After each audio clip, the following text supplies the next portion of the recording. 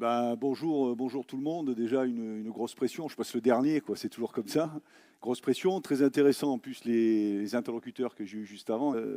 Marius, c'est mon surnom. Qu'est-ce qu'il m'a mis comme affiche? Ah ouais, là, d'accord, ok, ouais. Ouais. Alors ça c'est tiré de Parcours Commando. C'est un livre. Alors moi, les études, la scolarité, zéro la barre. J'ai rien foutu. J'ai esquivé tout le temps. Et alors du primaire jusqu'après aux études secondaires. Donc scolarité très médiocre, très médiocre.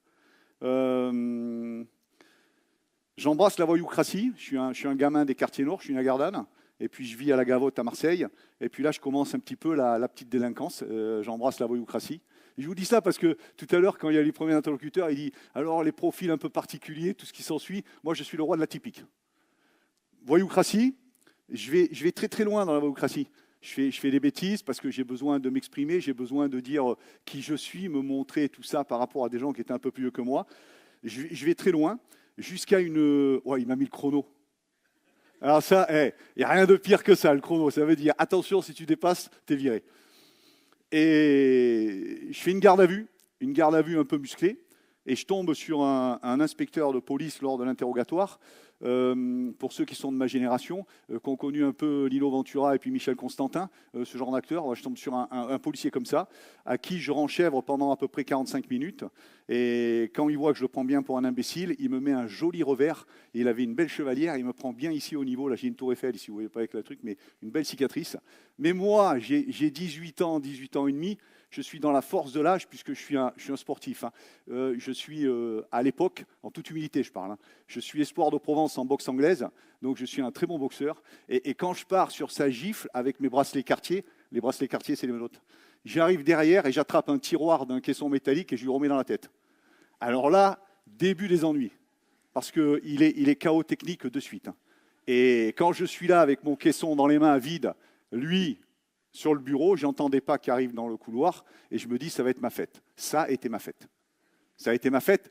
Après ce petit interlude comme ça, j'ai eu l'impression de ressentir, je ne sais pas, la similitude d'être un ballon de rugby avec championnat du monde de rugby, les All Blacks contre la France. Quoi. Voilà comment j'étais à la fin bien formulé. Et à l'issue de ça, je tombe sur un inspecteur qui me reconvoque, qui me demande si je veux un médecin, un avocat, tout ça. Je dis non, je veux rien du tout. Je dis moi, j'ai rien à voir dans cette histoire, je veux partir d'ici. Et il me dit, est-ce que tu as fait ton service militaire? Vous n'avez pas connu ça, la jeunesse. Hein. Les plus anciens qui sont là comme moi, on a connu cette époque-là. Et je n'avais pas fait mon service militaire. Donc je dis non, je n'ai pas fait mon service militaire. Alors il me dit, voilà, tu vas aller cet après-midi à la caserne du Muy à Marseille, tu vas aller devancer ton appel pour partir plus vite, et tu vas partir très très loin et très longtemps. Et il dit, parce que ton avenir, je te le donne, toi, c'est la mort ou la prison. Je vous assure que c'est vrai, les termes que j'emploie, c'est vrai, et c'est exactement ça. J'ai peur. Alors, ouais, ça, c'est pareil. Hein. Je suis descendu, là, tout à l'heure, le monsieur disait qu'il était stressé, les professeurs. Moi, j'arrive ici, je suis assis, j'étais là-haut, j'ai un peu les mains moites, je passe le dernier, ils vont tous m'attendre, qu'est-ce qu'il va dire comme bêtise et tout ce qui s'ensuit. Celui qui dit qu'il n'a pas peur, c'est un menteur ou un inconscient. Dans la vie, on a tous peur. Donc, je vous rassure, je viens ici, je vous parais à l'aise, mais j'ai peur aussi quand j'arrive. Après, c'est un contrôle. Le cerveau humain, je reviens sur mon histoire, mais le cerveau humain, il est fait, je ne prends rien, hein, je vous assure, hein, je suis toujours naturel comme ça. J'ai fermé ma gueule pendant 22 ans dans les forces spéciales, et après, quand on m'a donné la parole, j'ai dit, je vais m'exprimer, je vais pouvoir parler. Et le cerveau humain, quand on est face à un incident ou à quelque chose qui ne fonctionne pas, il y a trois choses. La première chose, c'est la sidération. On est sidéré, donc la sidération en fonction de l'individu, on ne bouge pas, on est postré, ça dure un certain temps. Et après, il y a l'attaque et la défense, et la fuite, pardon, ou la fuite ou l'attaque. On est tous pareils, on est tous des animaux. Donc, je vous dis, j'étais stressé avant de venir. Et alors, ce deuxième policier qui me dit ça, je dis, je vais devancer mon appel. Et moi, j'ai perdu mon père très très jeune, mais j'avais souvenir qu'en fouillant dans le garage, j'avais trouvé un sac de marin, un sac boudin de marin, dessus avec dessiné une caravelle, pas l'avion, mais le bateau, hein, des conquistadors. Et j'avais souvenir que mon père était parti dans la marine. Donc, je devance l'appel, je vais à la caserne du Muy à Marseille, je rencontre quelqu'un, il me dit, qu'est-ce que vous voulez faire? Je dis la marine, marine nationale. D'accord. Il dit, vous faites du sport, tout ça? Je dis, oui, je suis sportif, je suis bon en boxe anglaise, tout ça. Il dit, fusil à marin. Je dis, le plus longtemps, c'est quoi? 2 ans. Bon, j'ai dit, ok, je signe un VSL 2 ans, je retourne au commissariat. Ce jeune inspecteur qui m'avait vouvoyé, qui m'avait pris, qui m'avait pris correctement en me parlant dans sa phraséologie, dans son comportement, je respecte mon contrat, il respecte son contrat, et je pars pour 2 ans à l'école des fusiliers marins de l'Orient. Moi, je viens d'une famille très populaire. Je vous raconte l'anecdote parce qu'elle est vraie, mais je ne l'avais pas mis dans le livre, et ça, c'est absolument vrai. Quand je suis rentré chez moi, j'avais mes grands-parents qui étaient vivants. Mon grand-père est un Corse d'origine. Et ma mère, donc, avait un espèce de conseil de famille. Qu'est-ce que tu fais? Je m'en vais à l'armée, tout ça, depuis longtemps, 2 ans, blablabla. Bon, ça discute. Et je reçois la convocation. Et quand je reçois la convocation, il y a marqué l'Orient. Mais c'est ma mère qui avait ouvert. Je vous dis ça parce que, vous voyez, mais j'ai pas honte de ça. J'en rigole encore avec ma mère des fois. Et quand elle a ouvert, elle a dit, tu t'en vas à l'étranger. J'ai dit, mais où je vais? Et elle me dit, tu pars en Orient. Alors, moi, stress, parce que je dis en Orient, mais j'ai rien demandé. Mon grand-père, quand il a entendu ça, il est parti dans un magasin à Marseille qui s'appelait Perles Fourrure, et il m'a acheté une toque soviétique, que j'ai conservée. Elle est toujours dans mes affaires, je ne l'avais jamais, même l'hiver, mais j'ai une toque soviétique. Je vous assure que c'est vrai. Et je suis arrivé à Lorient, et j'étais parti pour faire mon service militaire, et je me suis engagé dans la foulée. Je me suis engagé dans la foulée, pourquoi? Parce que j'ai trouvé là-bas, j'aurais pu trouver ça ailleurs, hein, avec un excellent maçon, un excellent pharmacien, qui vous voulez, qui m'aurait orienté, mais j'ai surtout trouvé la valorisation de l'individu, ce qui est une chose très importante pour tous les humains. On a besoin d'être valorisé et être reconnu. Jusqu'avant que j'aille à Lorient faire mon service militaire et que je m'engage dans la foulée, j'avais l'impression, et tous on est passé par là, les jeunes, j'avais l'impression que je ne servais pas à grand-chose, et ma mise en valeur, je l'avais faite en choisissant le chemin de la voyoucratie, en me démarquant. Et quand j'ai trouvé cette lumière à Lorient, eh ben, je me suis engagé. Je suis parti au stage commando, et je suis sorti major de mon stage commando. J'en parle toujours avec une émotion particulière, parce que c'est la première fois de ma vie que j'ai eu l'impression que je servais à quelque chose, que j'étais éminemment bon pour des gens, pour quelqu'un que j'allais faire. Alors, peut-être des antimilitaristes dans la salle et tout ce qui s'ensuit, je m'en fous. Hein. Ceux qui ne sont pas contents, il y en a là sur la scène et puis on s'explique. Non, c'est une boutade. Mais ce que je veux dire, c'est que pour la première fois de ma vie, je me suis senti important, valorisé humainement. Et ça, vous voyez, ce petit truc qui m'est arrivé à 19 ans, je l'ai gardé dans un coin de mon cerveau. J'ai quitté la marine depuis maintenant plus de 19 ans. Je travaille dans le civil, je fais plein de choses à côté, tout ça. Je ne sais plus le monsieur qui a fait la conférence tout à l'heure. Ouais, il est là-bas. Ouais, vous, ouais, impeccable. Moi, j'ai été comme ça, je suis comme ça. Je suis un hyperactif. Je m'occupe d'une association depuis 15 ans. Je fais du tir. Je continue mon club de sport de combat, ça et tout. Bon, je suis invivable. Et ce que je veux vous dire, c'est que je me suis senti imminent et j'ai trouvé ma voie. J'ai trouvé ma voie, mais sans avoir été pêcher le renseignement ou autre chose. J'ai trouvé la voie par la communication et les échanges humains. Parce qu'aujourd'hui, le mal qui est, et je m'en sers, Dieu sait, des réseaux sociaux, de ces choses-là et tout ce qui s'ensuit, mais c'est souvent un mal parce que les gens vivent que sur ça, quoi. La vraie réalité, c'est se voir, c'est échanger, c'est parler, se dire les choses et faire plein de choses comme ça. C'est là. Ouais, j'ai postillonné, vous l'avez vu? Moi, je vois avec la lumière, ping. J'ai essayé d'attraper, je remets dans la poche. Et donc, c'est ça la vraie vie. Et quand j'ai trouvé ça humainement, encore un, et humainement parlant à Lorient, quand j'ai découvert ça, eh ben, je me suis senti exister, et ça a mis cette espèce de machine en route chez moi, et papa. Et de ce jour-là, de ce déclic, j'ai dit, plus jamais de ma vie, je ne subirai un échec quelque part. Alors ça peut vous paraître pas du tout humble, mais alors que c'est le contraire, parce que chez nous, chez les commandos marines, 22 ans de service, la priorité numéro 1, c'est l'humilité. D'accord ? Être humble devant des choses. Ça m'a permis, 22 ans de carrière, de voir de quoi était capable l'humain. Je parle pendant l'émission et autre chose, et ça fait beaucoup réfléchir sur la condition humaine. J'ai été 2 fois instructeur au stage commando, puisque j'ai été ton patron de formation à une époque, et j'étais pas un tendre. Je n'étais pas un tendre dans la formation, mais je suis toujours resté humain. Alors, au-delà de toutes les... Je regarde, 13 minutes, il me reste 7. Au-delà de toutes les techniques, de tout ce qu'il y a, échangez, ouvrez-vous.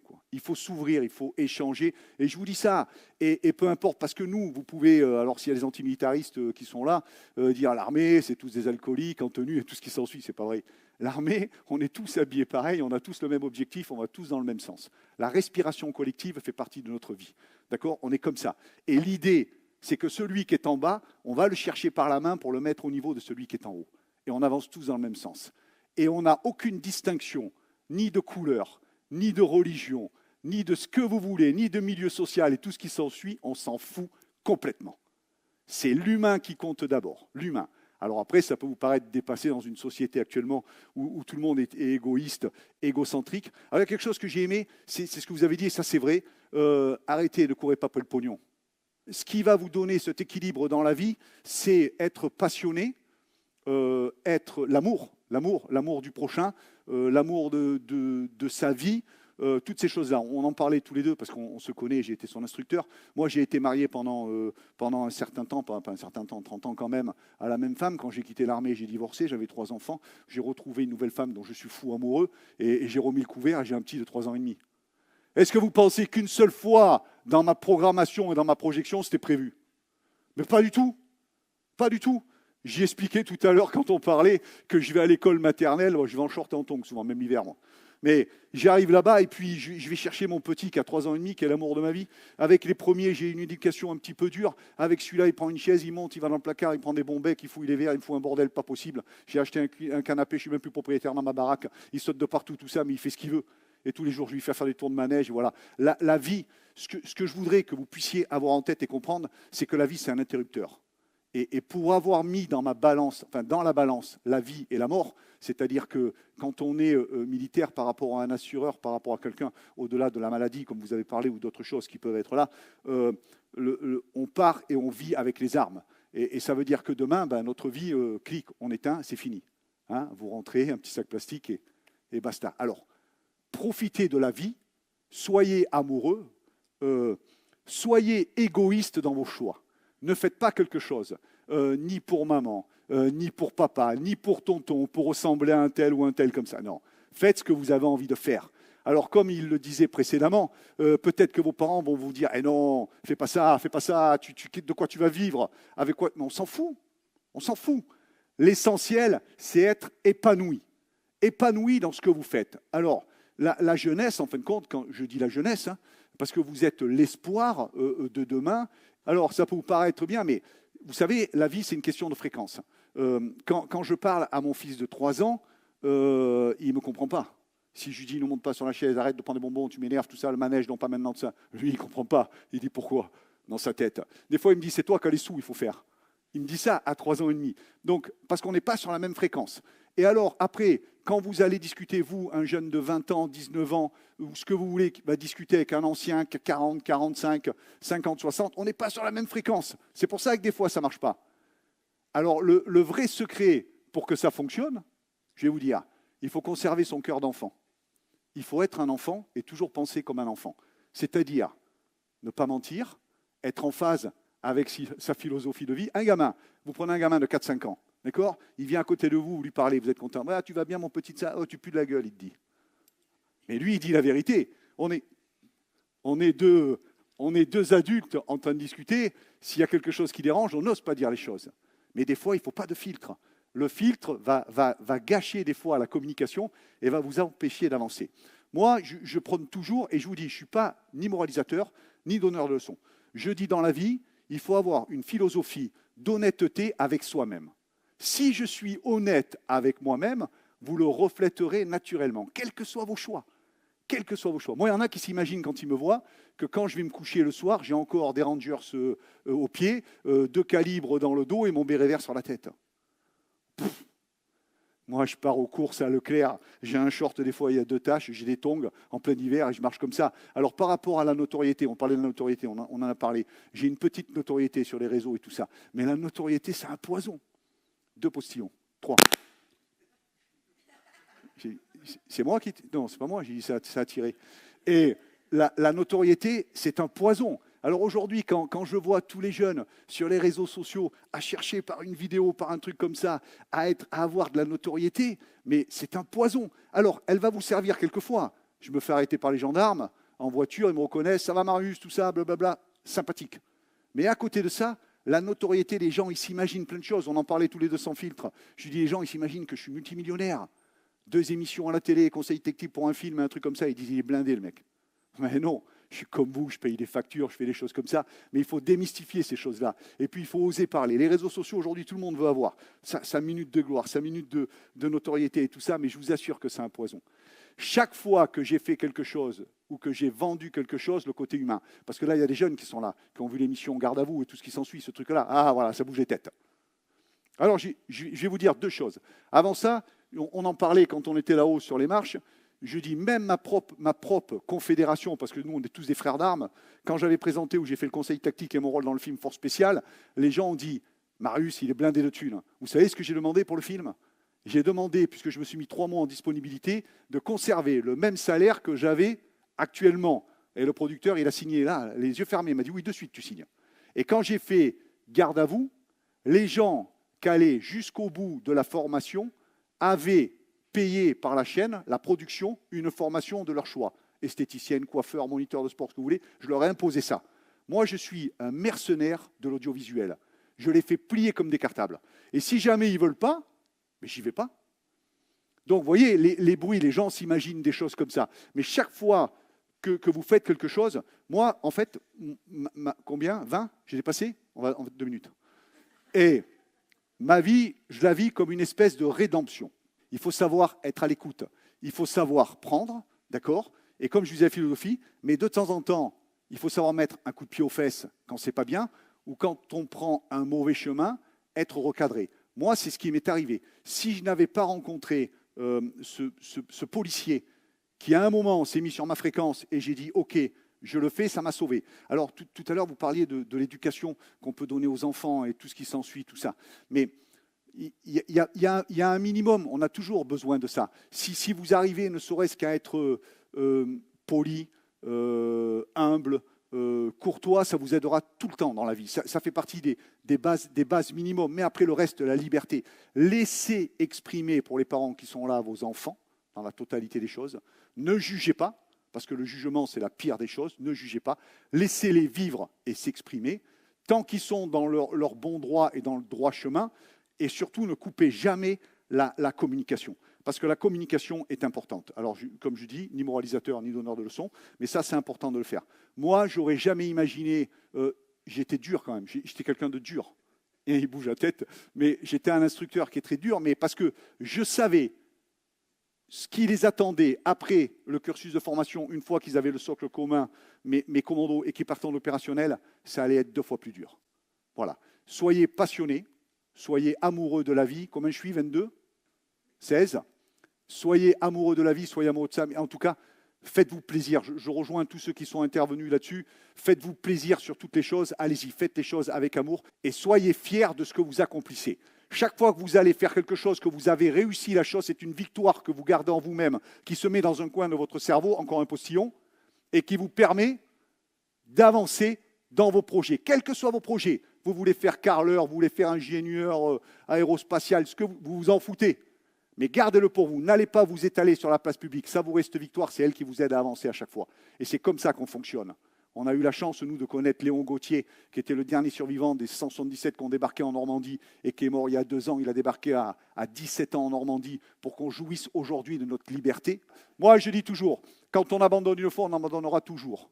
On s'habitue à l'auto-justification et on ouvre les portes à la défaite. Soyez vous-même, trichez pas.